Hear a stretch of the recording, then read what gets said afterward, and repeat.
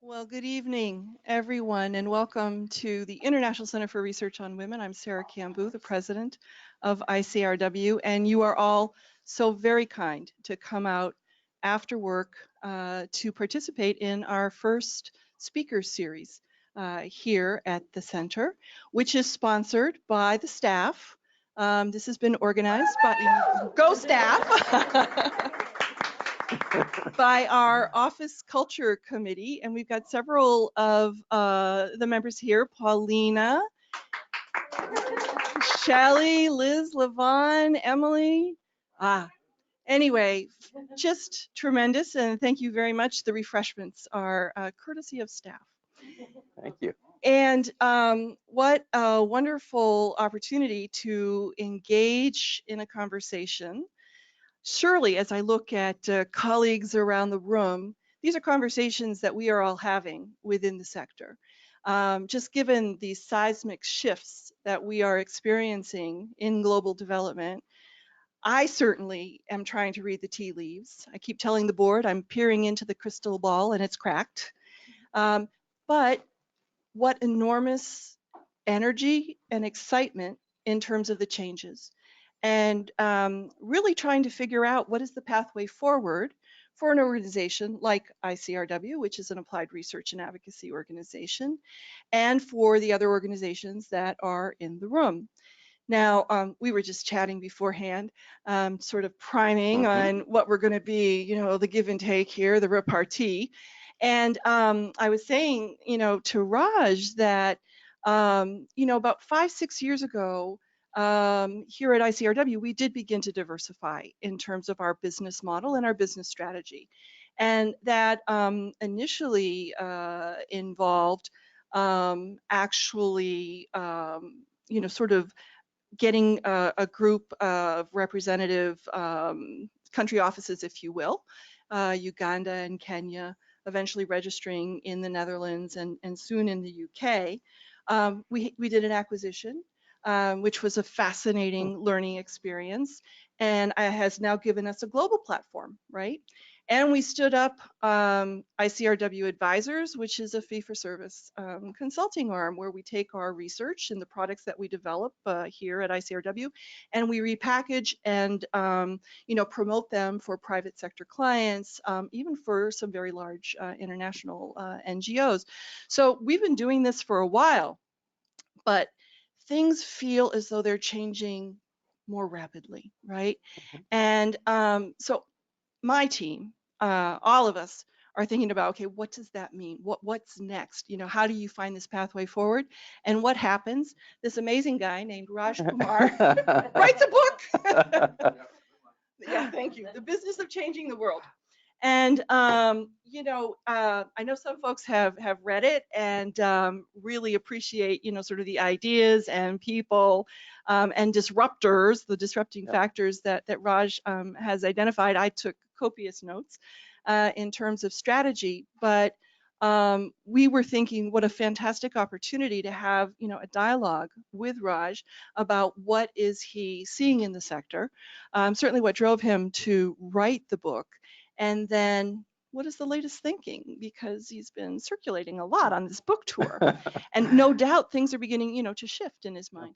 And we would really love, because it's a nice, small, cozy group, have a conversation. So we'll do a few opening questions so that we can get some initial thoughts from Raj. I've got an ICRW book club membership that's there in the audience. They've got a few plants that'll get that conversation going, and then really we open it up to everyone here, and probably go to 7, 7:05, 7:10, whatever, so everyone can get out before the rain. But I think this is our opportunity to ask someone who has been a witness to development, is of the sector, but also someone who is simultaneously observing the sector. What are you seeing and where is it going? So, ladies and gentlemen, Raj Kumar, the co-founder and editor-in-chief of Devex. Thank you so much. Okay, I wanted to get a first question in. I mean, that's the prerogative, right, of the moderator. And I read the book, yes, cover to cover, except the dust cover. Didn't go that far. But I was really fascinated in learning about you as a person, Yeah. because I know you as Devex, Yeah. right? And there were these wonderful hints that you had throughout the book of what had shaped your philosophy, your worldview, who you are as a person. And I figure if I don't get this question in first, we're going to be deep into the heart of the matter, and everyone's going to want to be talking, all of the structural Yeah. changes that are coming up. And let's hear that from you first. And the prompts are oranges, ghee, Chandra. Okay. So go. I can tell you read the book based on those prompts. Thank you for that. First of all, thanks for having me here, Sarah, for doing this, all of you. I was honored to be asked to come and do it at ICRW as it is. Now I'm triply honored to know that I'm your first speaker in the series and that the staff asked me to be here. So that it really means a lot. I appreciate it. In fact, I wrote the book for this reason, exactly to try to spark a conversation, because I think we need to have a really constructive conversation right now. And the fact is, I do a lot of writing as editor-in-chief at Devex. And so I foolishly thought, well, writing a book is going to be like writing a bunch of articles, and I'll just kind of squish them together and I'll be done. And my editor and publisher at Beacon Press, they pushed me to say, you've got to include more about your personal story, not something you typically do in our writing as journalists at Devex. So it took me a little while to figure out how to do that, but I ended up doing it. And I think I did it because they said, people want to know where you're coming from. So to your prompts, so I was born in a not very exotic place, which is New Jersey, like probably a third of the people in this room in this city, and got to born and raised there. But my dad is from India, he's from South India, and so right from when I was a baby, when I was 3 months old, my parents took me to India, and they would do that every year, and we'd spend a few months there. My older sister, and I, just about every year. And this is in the 70s and early 80s, and India at the time had a poverty rate that was pretty high. It was probably more than half the population lived in extreme poverty. So this is something I witnessed very openly, right? In a little village where I would go spend time with my relatives, I would play soccer. I was the only player with sneakers. No other kid had sneakers, right? And so you see these things, and I mentioned just one little story in the book where my sister and I were walking in an area, and it was a very poor area, and we saw these two kids about our age. And just from the way they were dressed, you could tell they were living in extreme circumstances. And they were talking to each other because my sister and I were half Jewish, half Indian, so we don't really fit in there. And everybody would point at us and say, who are these people? So they were doing the same thing, kind of giggling. And then they suddenly ran up to us, and the older girl handed us an orange. And these kids looked like they hadn't eaten, so this was their prized possession, and they gave it to us as a gift and just ran away happily. And so I just put that little story in there. We had so many experiences like that as kids that sat with us. When I was 10, my aunt and uncle, who were development scholars and researchers, they would take me on visits to villages and projects and things. So I actually knew what global development was, even as a little kid. And I remember going to visit a milk factory. And I was kind of excited about it because, there's all these cows and huge cylinders. And the reality, I don't know how many people here have been to a milk factory, but it smells terribly in there.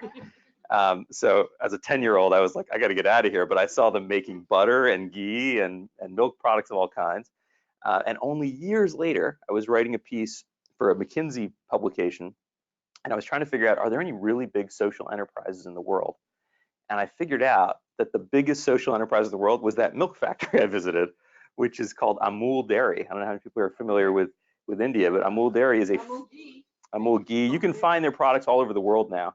But it's a dairy cooperative, really founded by women farmers, and most of the product that you get are produced by women farmers, and it's a $5 billion a year social enterprise. It's massive.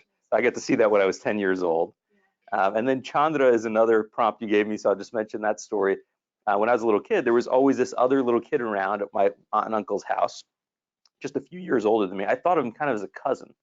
And it just seemed very natural and normal, and I didn't really know too much. And as I got older, I'd ask more questions, and I learned, well, he kind of works for the family. He's not a member of the family. And then as I was working on this book, I actually started asking more questions to relatives, and I got a lot more of the story. And I found out that Chandra was not an orphan, which is what I thought he was, that he actually had parents. And there was a famine in Andhra Pradesh. He's from Hyderabad. There was a famine in the 70s, the early 70s. And his family essentially put him on the bicycle handlebars of an uncle. They rode into town, My aunt and uncle were childless, and my uncle was the manager of the local bank branch. So they rode into town, and they were kind of known in the little area for that reason. And they came to him and said, "Will you take this little boy? We can't feed him." So they took him in, and he was working for the family. So he was like very common in India. He would clean and sweep the floors, and I don't think he got any education. You know, he was probably 7 years old when he came to the family. And then I got to know him my whole life. I would see him, and so I tell a little bit in the book about what happened to him over time. I've tried to find him, but I don't know where he is now. The last I've seen him was several years ago. He was running a little tea stand outside of a bank in Hyderabad, back with his family, and has children now, and has escaped from the poverty that had afflicted his family at that time. So I tell those stories as a way to try to ground us back in, like, why do I do this work? Why do we all do this work? What is the reality in the world today? It's very easy, I think, especially here in Washington, what's going on right now. We're having lots of really tough, heated political debates about what's the future of our own country, our own society. I just came back from Brussels, similar debates happening in Europe, and I worry it's easy to forget what's happening in the rest of the world, where frankly most people live, and there's still 10% of the world today living in extreme poverty, which is itself a pretty extreme definition, less than $1.90 a day. Many people living on 50 cents a day, 75 cents a day, just like those two girls that I talk about in the book. Yeah. You know, Chandra's story, when you read the book, is at the end of the book. And I think for me, it was a very welcome passage, because what you describe in the book, these enormous, sea changes that are happening in the sector, it really is all about the people. Yeah.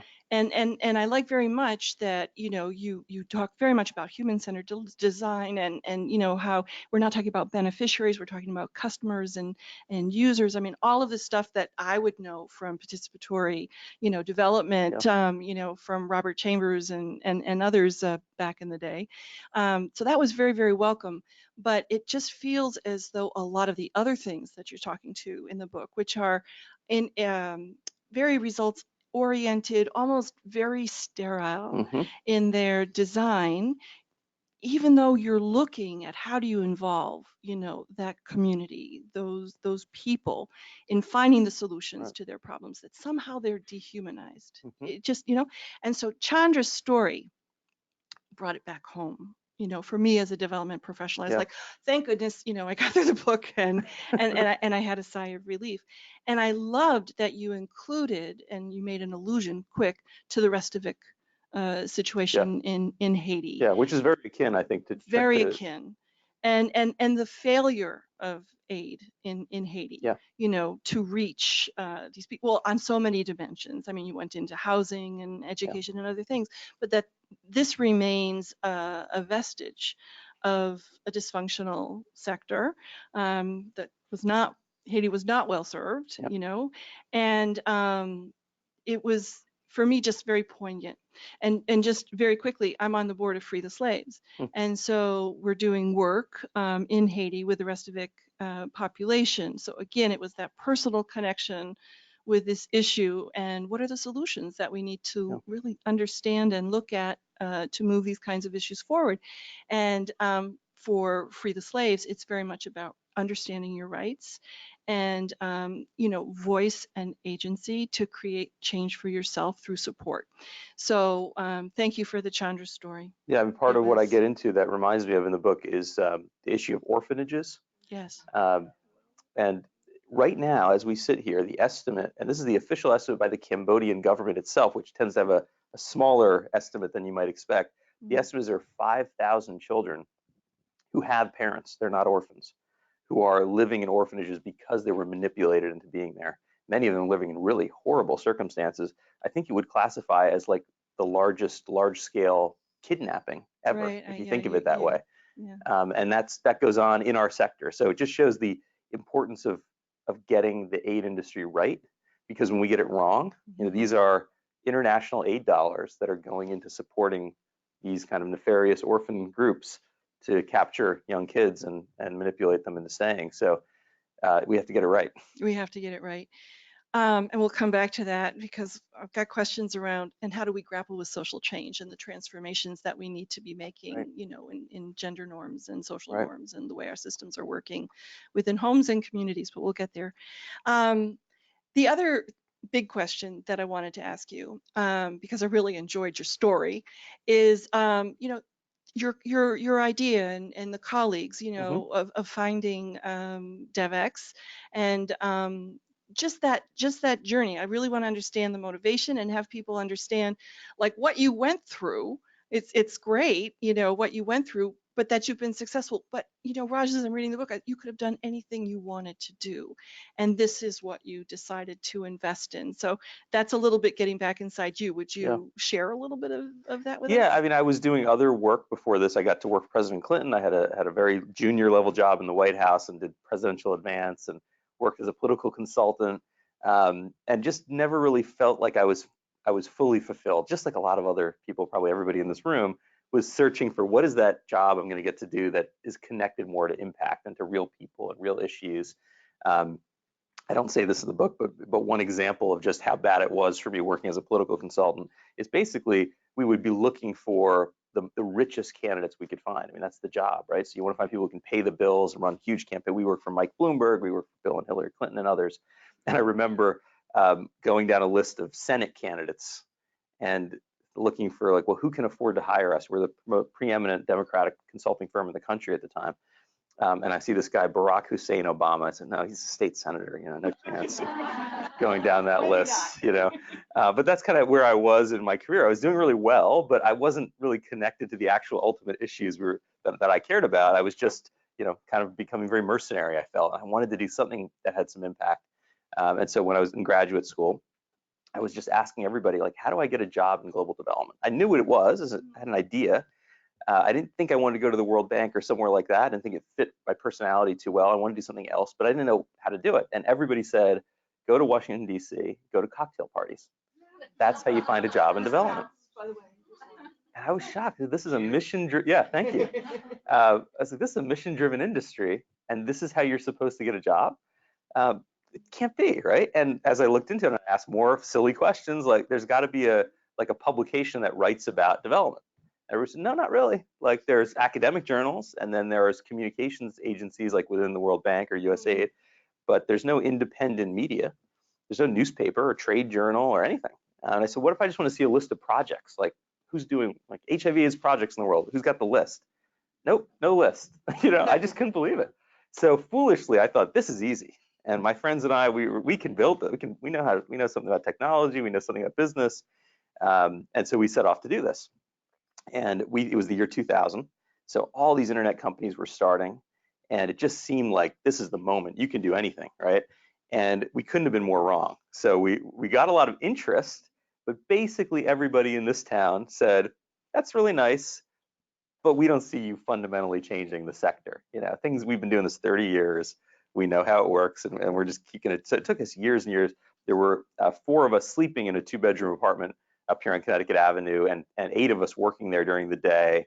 It took years before we got out of that apartment and turned into the brand that you might know today as Devex. We're now 150 employees around the world. We've got an audience of 1 million professionals. But it took a while before people saw the value of an independent media platform serving the sector.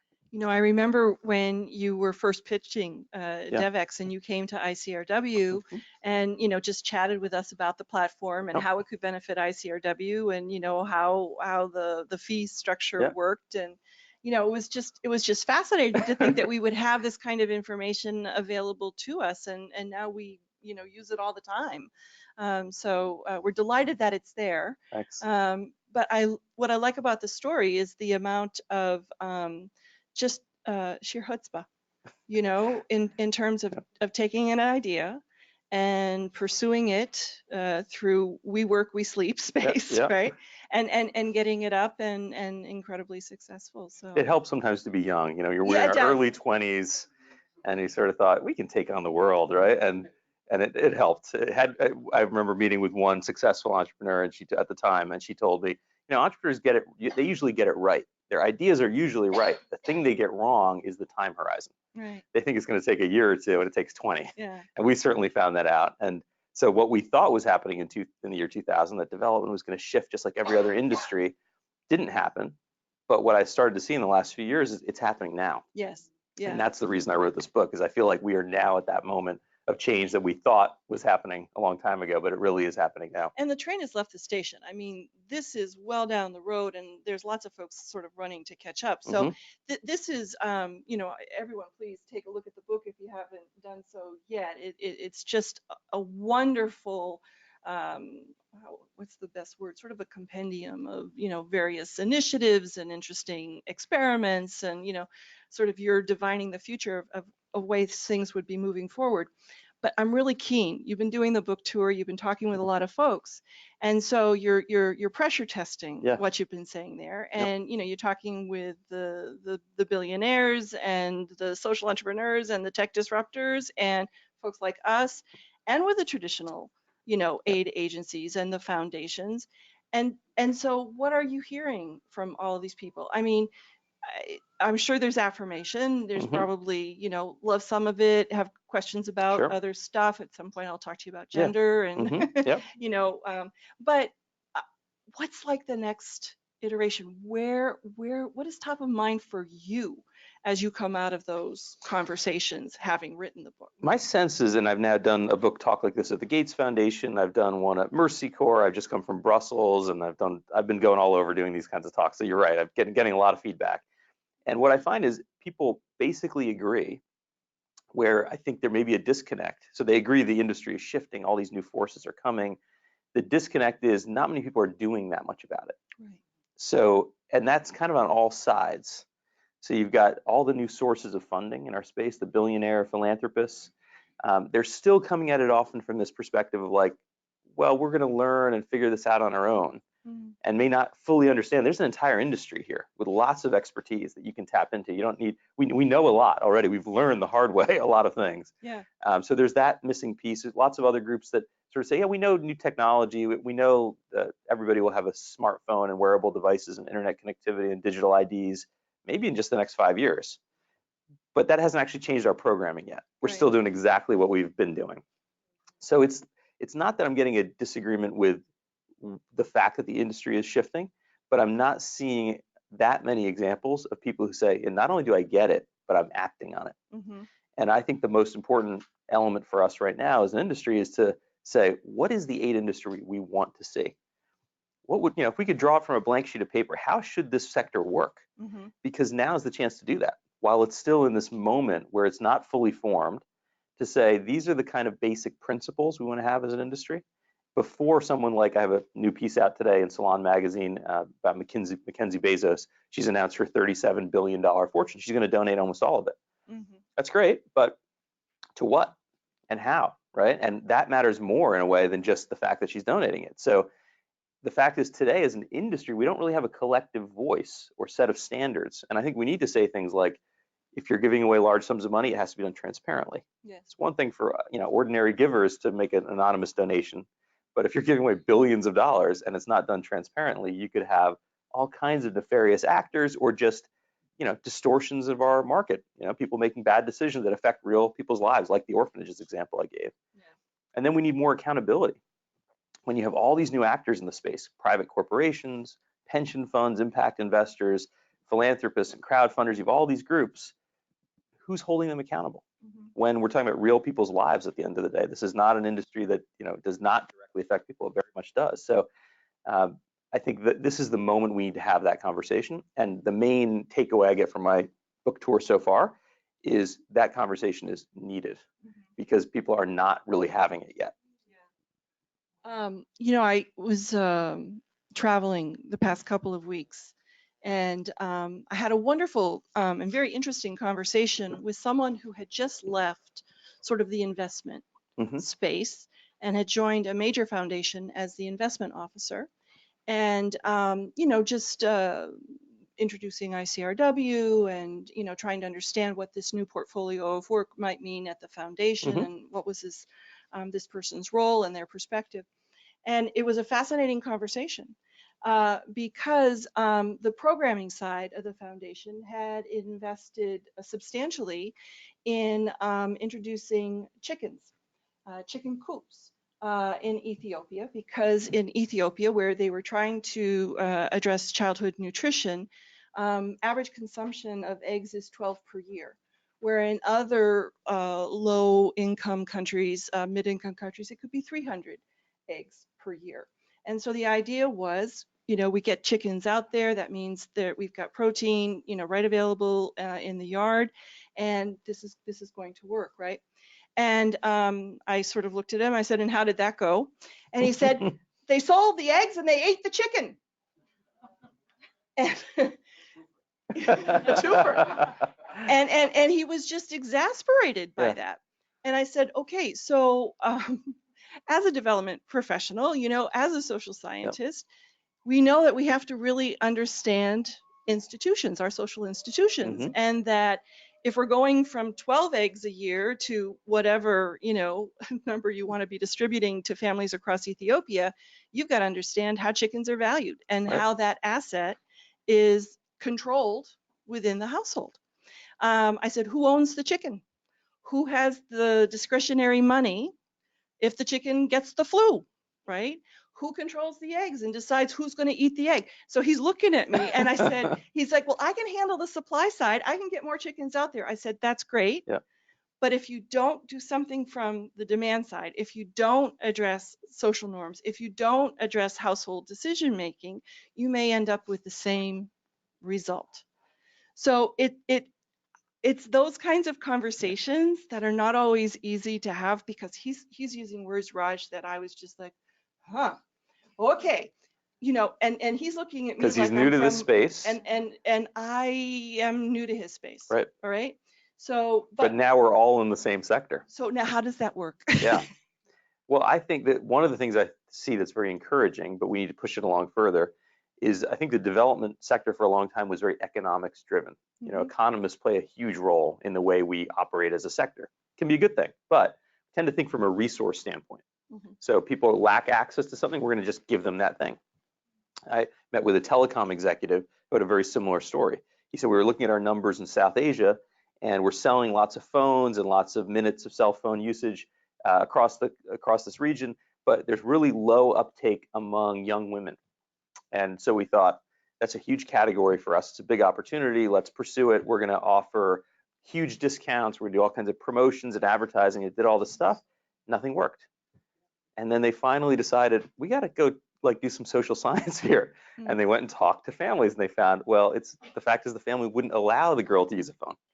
So you could make it free, but she's not going to use it, right? So that kind of very basic thing that for people in this room is obvious, isn't so obvious for a lot of the folks coming in from a private sector or an economics driven perspective. But there's a lot of movement now to use behavioral science, which the private sector is actually a lot better at in many ways than our own, to use behavioral science to make our programs more successful. So to figure out what actually motivates people. We are humans, and we are motivated not just by the resource itself, the dollar amount. We're motivated by many different things. And so that thinking is starting to get into our space in a way that I think is potentially transformative. Yeah, and just from other, sort of gender considerations, I mean, we just heard a terrific paper here at ICRW this morning around the unintended consequences of, financial inclusion, especially getting assets to women. And as their decision-making power, their economic power, expands within households, what does that mean in terms of the relationship with her partner? Right. And are there now, more instances of domestic violence that we as, people delivering programs really need to be aware of as we're developing those programs, so that there's always recourse. But I want to turn now to our book club and folks who've been planted in the audience. Jess. Sure. I'm so excited that you're here and delighted that you're here and delighted that you all are here as well. Thank you. So I'm an old school social anthropologist trained in the British school and came into development against the best advice of my advisors, who said, "Don't you want to do a nice little ethnographic study of village? Why get involved in all this messy business of development?" And I think there was also a concern about, which I'm only just beginning to understand actually reading your book. A lot of pushback from professors saying, don't get entangled in this business, which is a vestige of our colonial past, right? We're moving forward. We need to think differently. We need to kind of move away from that. And yet here I am, right? 35 years on, and watching this sector evolve and change, and aware that there's so many of us here in the global north, and you touched on it in your remarks earlier, that have this incredible amount of experience and knowledge. And just wondering, as we move forward in this transition, which is incredibly welcome and needed, where donors and industry and everybody's kind of realizing there's so much capacity now, right? As there probably always was in the countries where we work. Right. How can we bring those pieces of expertise together? The social entrepreneurs that want to have impact with their money and do good. The local entrepreneurs and development experts that want to do good in their countries. And then sort of those of us in DC are like, well, we can sort of, we know a few things. We know some things, yeah. So just sort of what is our relevance really in this kind of DC space or the global north space in the industry as it moves forward? And how can we facilitate that coming together and stay relevant and keep in the game? Yeah, I think that's a great question. I'm getting it from a lot of people too, because people realize, hey, I spent my whole career studying this stuff. I've been all over the world. I know a lot, but yet it feels like the way the industry is shifting, is that knowledge, expertise valued? And my feeling is that it is valued, but that what's shifting is really like the business model about how we would access that expertise. So the colonial history is one of the big things that shaped the aid industry, and still does. I talk in the book a little bit about some of the strange language we use and how some of it is tied to colonial history, and we still use it. That's true. The other big vestige is the fact that most of the money in our industry comes from government. So it's something like 140 billion out of a $200 billion industry is government money. And government money can be really powerful and useful and has done a lot of great things, but it also comes in its own form. So it's very risk averse. The number one issue is don't lose a penny. The main question is not losing money is more important than like whether or not the project is actually successful. And so the structure around government funding has warped in many ways our whole industry. And lots of organizations had to form themselves in a way to match what USAID or what DFID or what the World Bank or others want from them.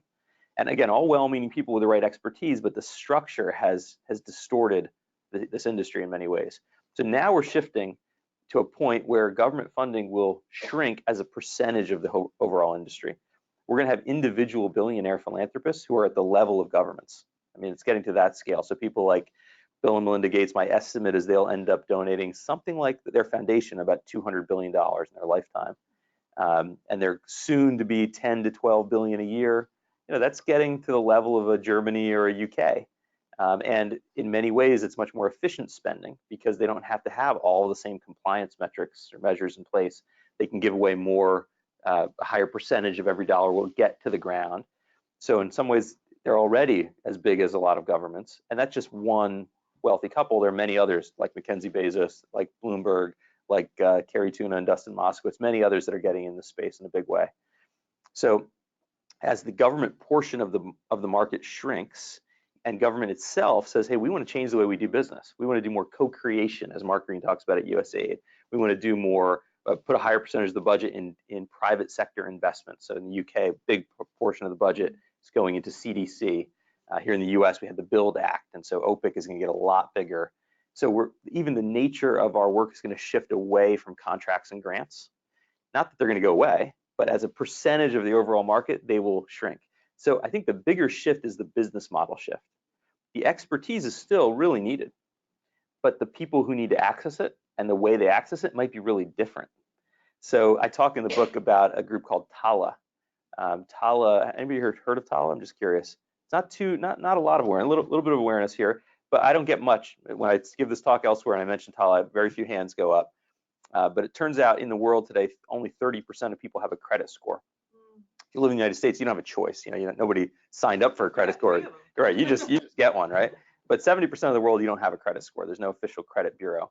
And a young woman who's working at the UN figured out this fact and thought, I can actually use artificial intelligence and machine learning and get credit scores for people who don't have them. I think she was 24 years old when she started it. She's now raised more money than any female entrepreneur in the United States. It's something like $120 million, based out of Los Angeles. And she's got something like 3 million customers who have all become basically borrowers. She gives small scale loans right to their cell phone. Kenya, Mexico, Tanzania, Philippines. It's really exploding. She hired away the data scientist, the chief data scientist of Uber, left Uber to join Tala, just to give you a sense of the scale of this thing, right? The ambition that they've got. I was meeting with them recently, and they were saying, yeah, we're trying to hire more people. Well, what kind of people do they want to hire? People from the development sector, right? It's a high-tech group. Yes, they need like computer scientists, but they also need people who understand what are the challenges of their customers and how do you reach their customers who are the poorest people in the world. So I think it's not a question of whether or not the expertise is going to be valuable. It is. It's how does it, where does it fit into this new structure, and who's the customer for it? And as we get away from a project mentality, where we dream up these big projects that last 3 to 5 years and have a certain budget and have to follow, as we get further away from that into more sustainable, systemic issues and initiatives, like how does your expertise get into that? So there's a lot of growth in our industry. It's not a doom and gloom story from just an industry standpoint. This is a growing sector, but there is this question: just how do you adapt to it? And we were talking a little bit earlier about the pivot that you would need to make. I said you were saying yes, you need sort of a broad background in international development, but you better understand markets. Yeah. So talk to that briefly, and then I'll come to our next book club. Yeah, I think like 2 key skill sets that maybe in the past you could say, I'm a development professional and I don't have these skill sets, and that'd be fine. In fact, most people probably didn't. It wasn't part of a training that you would get in development. But these 2 key skill sets that I think now are becoming absolutely essential. One is around innovative finance, which is a fancy term for just, do you understand how to use market mechanisms to advance whatever the thing is you're trying to advance? So it might be family planning. It might be better nutrition. But chances are the program or the approach to getting those chickens or those eggs out there in a way that works is going to require blending different forms of financing. It's not as straightforward as, well, there's an RFP and I get to respond to it. It's going to be like, well, I got to find a way to get private sector investment, government money, grants. I might have to blend these things and have a tiered structure. So as a development professional designing a program, you may need to know how to do all that in a way that you didn't before, because that was sort of predetermined. It was very plain vanilla, one way to approach it. So innovative finance, understanding what is a development impact bond, how do they actually work, what is a tiered funding structure or challenge grants, all those models I think are going to become, or really almost already are, essential to understand. And the second is the application of high technology in our space. So not necessarily like, how does it all work at the level of the code, but remote sensing technology, for example, like wearable devices are going to be so cheap. They're already being used in some development programs, but they're going to be so cheap and so ubiquitous, and internet connectivity is going to be cheap enough and ubiquitous enough that in many cases you'll, instead of just imagining or doing a survey like after a program that's really expensive, you'll actually be able to directly communicate with the people you're trying to serve and see health metrics and see usage, understand what they're spending money on, seeing how their livelihood is shifting. You'll get that data in real time.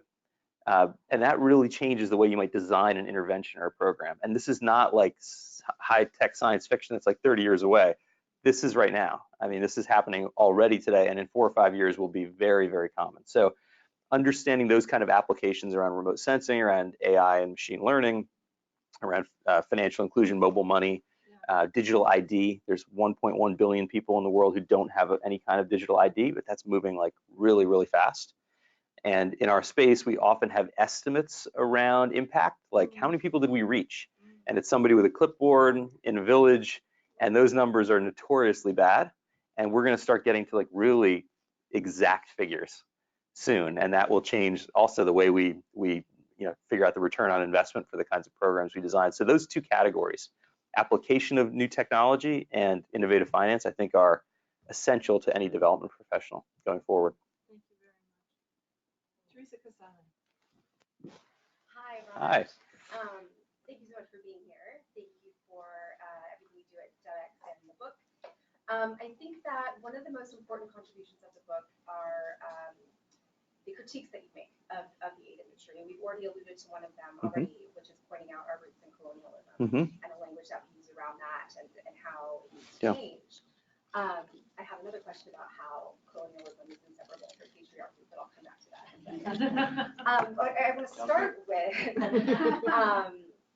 how can the aid industry, where it is now and where it's going, develop a gender lens?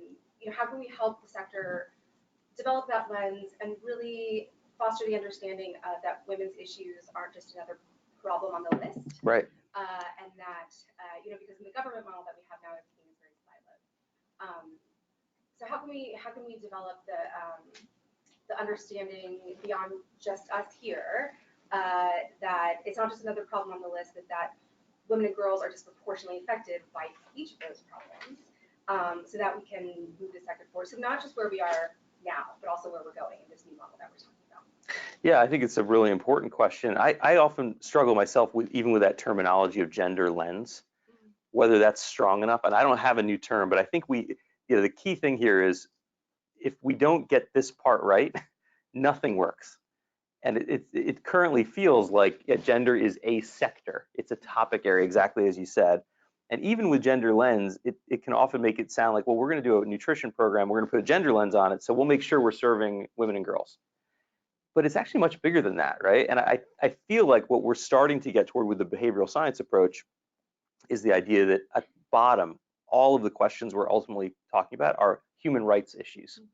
That if you're going to get to things like eliminating extreme poverty, poverty doesn't exist just because someone doesn't have access to resources. There's a reason they don't. There's a reason societies have been organized the way they are. We talked about the colonial history. That certainly applies at a global level, but even within countries, you see big disparities, and these are usually issues of justice and discrimination. So if we don't get that, then you come in with like a technocratic approach that says, well, we're going to distribute the chickens, you're probably not going to get it right.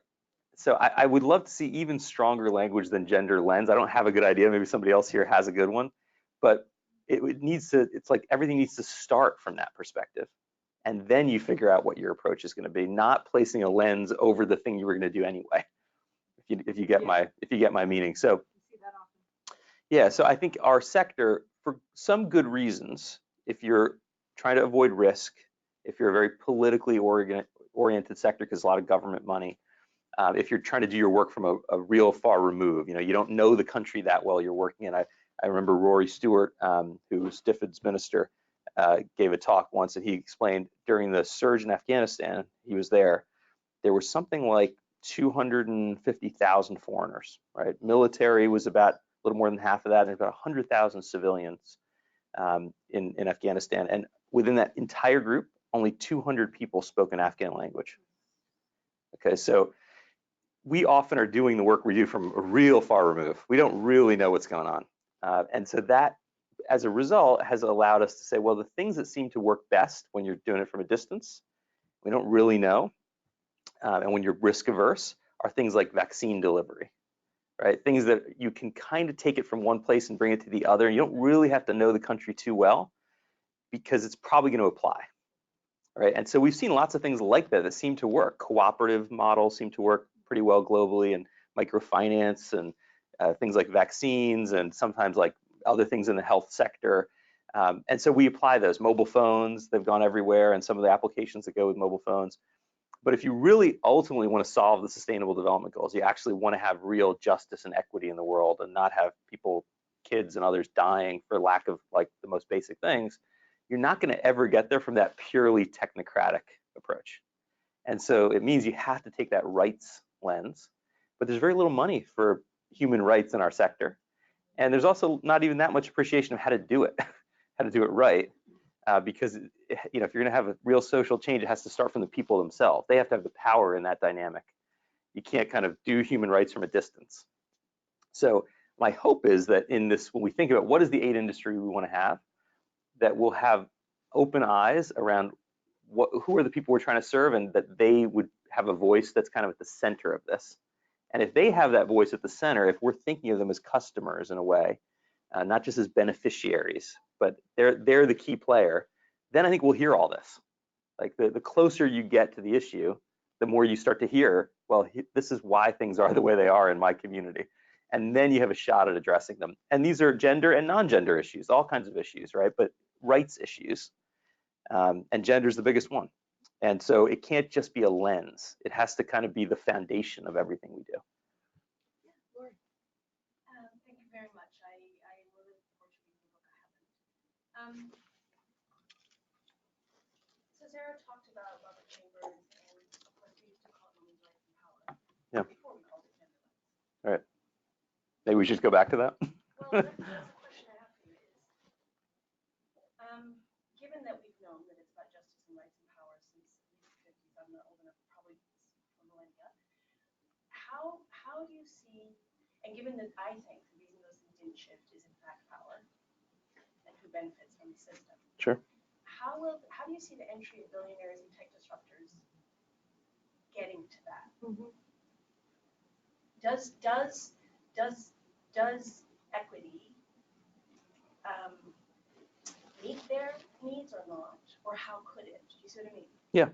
If that's a reason why things weren't more equitable, I was most involved in the anti-apartheid movement. So if you take South Africa, its history, inequality is higher now than it was before. People are poorer now than they were before. And why? And given that that movement was talking about women's rights and justice and power from a long time ago, I would love to hear that, because I agree with my sister here. It's like, yeah, you're like, of course, we all studied the dairy study in Ethiopia where people painted their walls with it because they're dairy intolerant. Right. Yeah, I think there is a way that these things can work together. When I say these things, I mean like take the Gates Foundation approach, which tends to be very metrics and evidence-based approach, and often very much about like the things that we can address from a distance that are very systemic, things like vaccines. I think people need vaccines. They need rights, but they also need their vaccines. And in a way, you can have this enabling environment that makes it more likely that a rights-based approach can work. So I don't think we should be picking one thing or the other. But I think if you want to be successful in kind of that very technocratic approach that exists, that you're going to see a lot more money going into from the billionaire groups. If you want to be successful there, we also need movements and we need rights-based approaches. So I think if you were to try to take that blank sheet of paper approach, say, what is the aid industry we want to see? It should include funding and support for local groups and organizations, for communities to do rights-based work and to have a lot more voice in any kind of programmatic work that happens where they live. Much more voice than they have today. But at the same time, you probably wouldn't say, let's not have a global vaccine initiative. You still probably want that at the global level. And you want them meeting in Geneva and having this kind of this huge structure and of big corporates and billionaires and big donor. You kind of need that for certain things. I think our challenge comes from the fact that there's so much emphasis on that and maybe not enough on the local community and on the rights of people and on just distributing funds to people who might be able to spend them in their communities in a very different way. I met an NGO the other day that they do something that sounds sort of radical, but they just find like a community leader with an idea and give them like $1,000. And there's no real overhead, it's very low, but you can do a lot with $1,000 if you live in a village in Malawi. You can do a lot. So I think we need to get that balance right. And I think we need to change the narrative and language around development from a purely resource-oriented thing. So there are a lot of poor people in the world, a lot of rich people. We're going to move the resources over. It's not just that. And I think people and groups like this know that, and we can influence the new players coming into the space to understand that, I hope. But I tend to be optimistic, maybe overly, maybe more than I should be, because you're right about some of these statistics. In places like South Africa, extreme poverty has gone up there in just the last few years. But broadly speaking, there has been tremendous progress in the world. And when I was born, it was 4 in 10 people in the world were living in extreme poverty. Now it's 1 in 10. A lot of that progress were big economies, where kind of the tide lifts all boats to a degree in places like China. So I'm not trying to diminish the size of the challenge that remains. In fact, getting to the remaining group will be very, very tough. And so even if you eliminate extreme poverty, today 7 in 10 people in the world live on less than $10 a day. So that extreme poverty line is a very low bar. But I do think there is a way we can make this constructive. And given the scale of the challenges, we shouldn't be saying to the billionaire class or to the private corporates or the others, we don't want you. We should be embracing them, but setting some rules for the road and some accountability on what we want their role to actually be. Hi, I am Lyric. I run our advocacy shop, and you took us to 2000, and I appreciated your gritting it out in the apartment story, which I didn't know. I'll take you up to 2008, where I feel like there was a lot more animation in the industry about what do we want our big, hairy, audacious idea to be for the next presidential, and we were going to make development a cabinet agency, and like, you know, Barack Obama was going to make the SDGs America's development goals and all that stuff. And I feel like for obvious reasons, and we're all playing whack-a-mole with whatever crazy policy is bad today, but I don't know what that ask is for the next presidential on what are we going to do in the new era of development, or are we just going back to the 2009 talking points about making it a cabinet level agency? Like, what are you hearing? What should we be pushing for? We're starting to write some things down, so I'd love to hear your thoughts. Yeah, it is a tough moment to think big because we're in such a defensive crouch right now.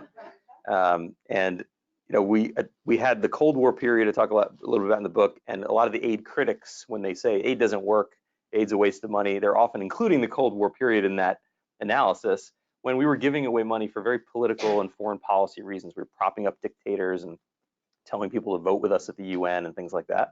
So of course, you're not going to see the kind of results you want to see when the money is not really targeted to development outcomes directly. Then after 2000, we started getting into different rhetoric. We started talking much more about aid for long-term development purposes. It was becoming a little less directly coupled to foreign policy interests. Of course, it was always connected, but a little bit less.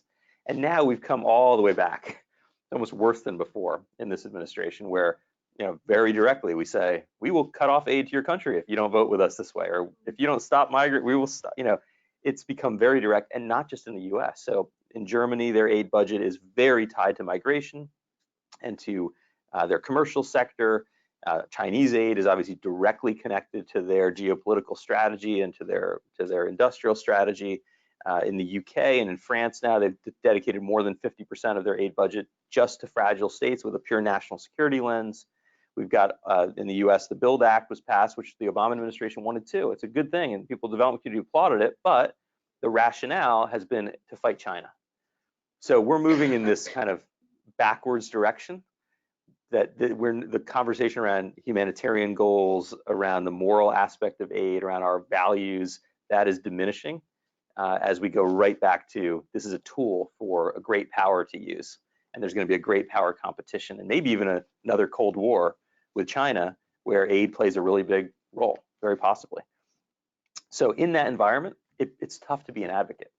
It's really tough to know what do you want to fight for. But I think a couple of things. So one, we obviously want to preserve the investments that we know are working. So things like PEPFAR, we want to see PEPFAR continue, and there's real risk there. I mean, there were something like 80 plus senators who voted for PEPFAR when it came through, and there's only like a dozen of them that are still left in the Senate today. We've had so many people leave over those years. And at the time we had a president who was very, you know, this was a presidential idea and initiative. So there's a lot of risk around some of the core fundamental things that we've been supporting as a country. But I also would love to see us in this new moment change our thinking and language around development aid to be much less about risk aversion. And I think as voters and as advocates, we need to shift the government approach to aid generally to say, you know what, we know there could be some corruption. We know there could be some waste. We are open to hearing about that. And we do not think that means there's a failure, because the danger is that mindset in the UK has now led to aid being highly politicized, and they're on their back foot, and they may, you know, things look shaky. You know, Boris Johnson could be the next prime minister.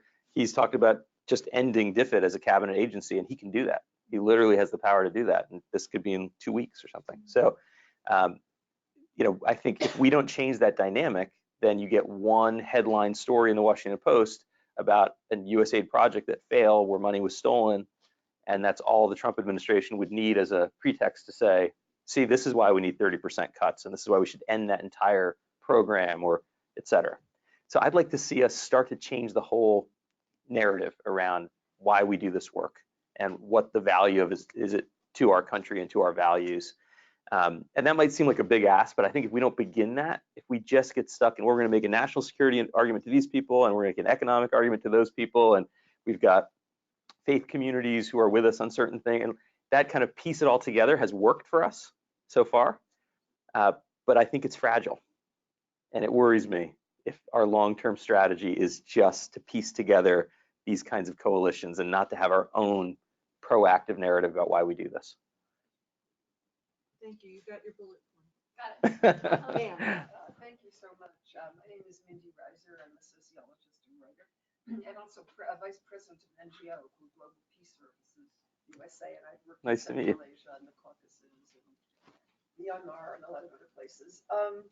I appreciate your optimism and your intellectual energy and your can-do and risk-taking. However, here we go. but I'm not throwing complete cold water at this at all, but I am concerned about the dark side. Mm-hmm.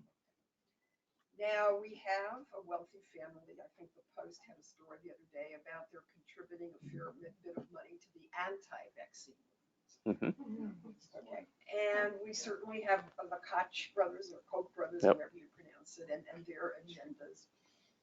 And I don't know how much the US Congress, with all its flaws, can sit down and say, okay, your chief executive officer, we don't like what you're doing.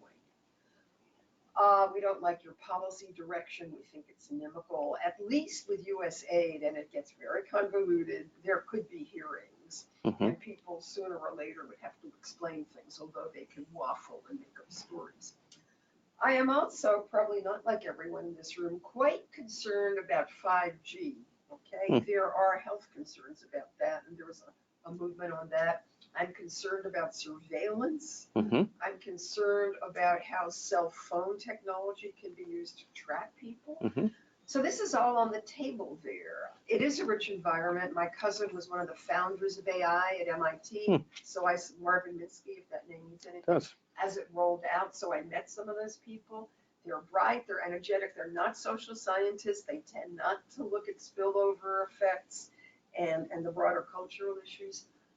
So all of what you said is powerful, but there are real strong caveats, and you've addressed them, but please expand a little bit more. Yeah, thank you for that. And so let me just start on the billionaire question. I actually, in the piece that I wrote today in Salon Magazine, I make this point, which is a little counterintuitive. And when people hear it, they're like, wait, what is that? Could that be true? So I say, if Elizabeth Warren gets her tax plan, the wealth tax through, which, you know, let's say she gets elected president, even then it'll be very tough to do, but let's say she does it. And Alexandria Ocasio-Cortez gets her income tax plan through. And both of those things become the law of the land in our tax policy. Under those circumstances, the billionaire class that we're talking about will get richer. Again, I know that's a little counterintuitive, but the wealth tax is a 3% tax on assets. Most of the billionaires, their assets are growing at 8% plus per year. The income tax, even if the rates go to 70%, someone like Mike Bloomberg, he will be earning $1 billion after taxes. More money than you can spend in a year. He's already worth $61 billion. So the level of wealth inequality today is at such an extreme level that even if we do the tax policies that many progressives and people like myself would like to see, even if we do all that, there's still going to be unprecedented amounts of wealth. And that wealth is going to start flowing, as it already is, into philanthropy. So then I ask the question, well, how do we make that effective and positive? We know there are people who have very different views and values, certainly the ones I have, and who might be out there with that money trying to do all kinds of stuff. Robert Mercer and the Mercer family, thinking about what they're doing globally, right? There's some scary things. But we know this is happening anyway. Whether we like it or we don't like it, money is flowing in. So what do we want to see? So I think we might need legislation, possibly, if we don't get enough action on it from just kind of social standards changing, around transparency. That'd be a first step. You know, a lot of the billionaires are putting their money into LLC structures.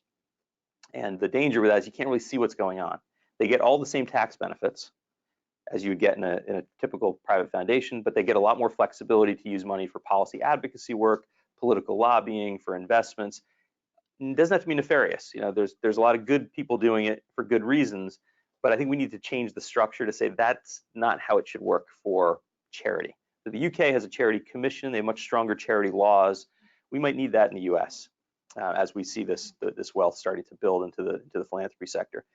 So that's one piece. And then the second piece is our culture still is about applauding people when they announce a charitable gift. I think we need to change that culture to say we applaud results.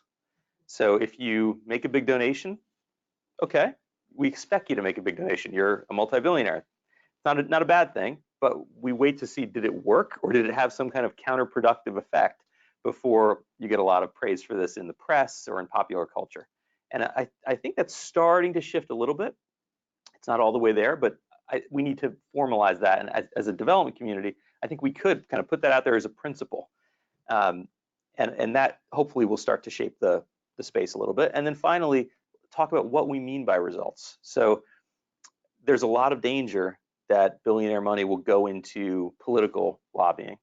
There's also some good things that can come from that, right? So you see groups like the Laura and John Arnold Foundation. They're a small foundation.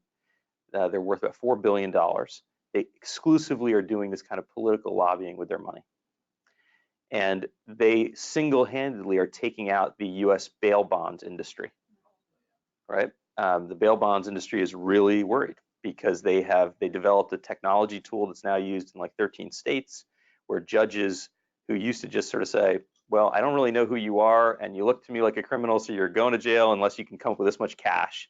And these poor families, you know, are totally devastated. They now have this technology tool that lets the judges actually know a little bit more. Like, this person was never arrested, or the last time they were, they showed up for court hearings. And so the amount of bail being asked for, or bail being asked for at all, is going way down. The bail industry is really worried. They're pushing back. So that's like, it's good when we like it. You know, when it does good things, the political lobbying can be really powerful. So I don't necessarily think we want to say we don't want money in political lobbying, because it's really important for things like reproductive rights. It's just that we have to know there's going to be money on the other side too. So there has to be some social standards. It may not be legislative standards, social standards around what do we think is good practice for political advocacy and lobbying. And I think we need to have a real discussion about that, because there is already, this is not new, there's already huge sums of money flowing into our system in this way. Obviously, it'd be great to see campaign finance reform. That's kind of an essential element here, but it's going to be very hard in this environment. So my overall argument is, a lot of the people I talk to, this is one of the main pushbacks I get about the book, is it sounds like you're saying good things about the billionaire philanthropy. And people say, we're really worried about, we think it's a negative. I think it's just a reality. And I'd like us to shape that reality because it's coming, I think, one way or the other. And it can do a lot of good things. We've seen it do a lot of good things if it's shaped the right way. I think we're very lucky that Bill and Melinda Gates were the first really big philanthropists like this, because they and Warren Buffett, you know, they've started to push us toward things that, and Mike Bloomberg too, like they're funding a lot of things that make sense, that are based on evidence. They may not be working in a rights-based framework entirely, but they're pushing us in a direction that is generally good for where we want to go. Now we've got to get the next generation lined up, and that there it's more questionable. Like Chan Zuckerberg Initiative, for example, is a little bit more questionable about what they're doing with their money. They're already spending $800 million a year, but it's not clear what they're spending it on. And they've hired 250 people, but they say they're not a grants writing organization. So where is that $800 million going? In terms of where tech is going to go, it's kind of I have a similar take, which is like, this is moving. This train has left the station, to use your language. Surveillance issues and privacy and those issues exist whether we like it or not. And so I'd like our industry to have a voice around that, and to have an argument to make about what is the right way, especially for vulnerable populations. You know, a lot of traditional communities that are going from zero technology to the entire internet is accessible to their children. And it's really risky. So I think there's a lot that we can do as a community to shape that conversation, and to help push for the right kinds of regulations and norms and laws, maybe in some countries around it. But also not just to view it as a negative, because it has those negative implications, but to see it as a tool too for achieving the things we want to achieve. in the book, I just want to pick up on Mindy's, point here on surveillance. Isn't it premise that has this application of technology that allows this real-time, sort of insights for donors as to what's actually happening on the project? Exactly. So maybe if you could talk to that, because as I read that, I had the same concern. I can see the attributes, but I can see the other side in that Big Brother is watching. Yeah, Premise has 80,000 people working for them around the world. In all the countries we work in, they're there.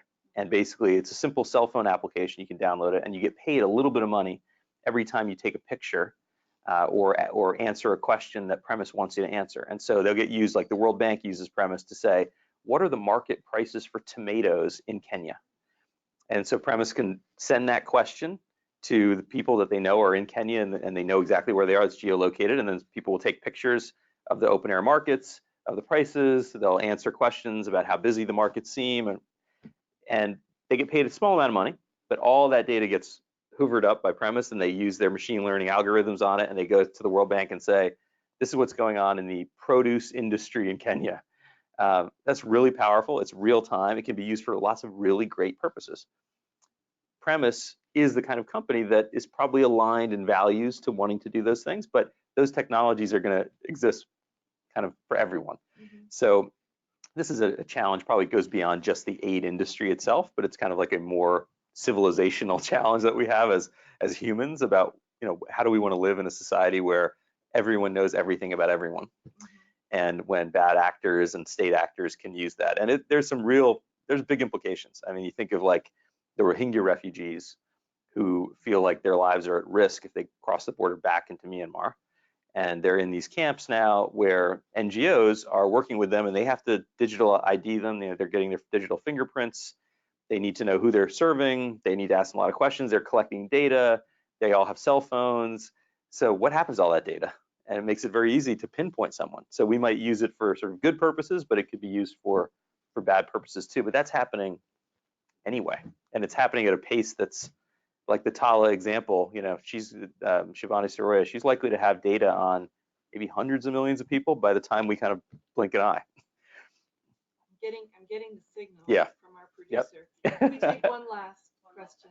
Oh, sir, please introduce yourself. Okay, my name is Bolaji with Making Sense International, and I'm from Nigeria originally. And I don't know, I've been thinking about how to really ask this question. Yeah. And my thinking is that with international aids and funding, going to especially like third world countries or developing countries.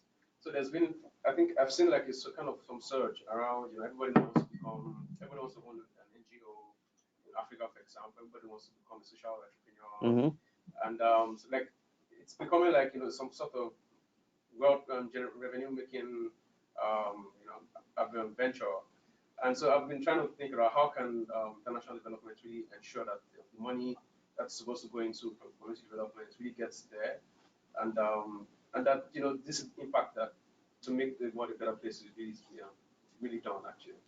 I'm just trying to get your thought around that actually. Yeah, it is. It can feel like a fad in a way. I have ever heard this term slingo? Everybody know what a slingo is? A sexy little NGO. There are a lot of these now, right? And you want to work for one, right? It's like, I don't want to work for a slingo. So I think there's that maybe negative side of it, that everybody can get into the space, and it's really easy to start a nonprofit in a way. It's hard to be a successful one, but it's really easy to start one. And typically NGOs don't merge or acquire or go out of business that often. They kind of last and last. And as the industry gets a lot bigger, we might need to see more strategic mergers and acquisitions, more kind of market-based behavior in this sector.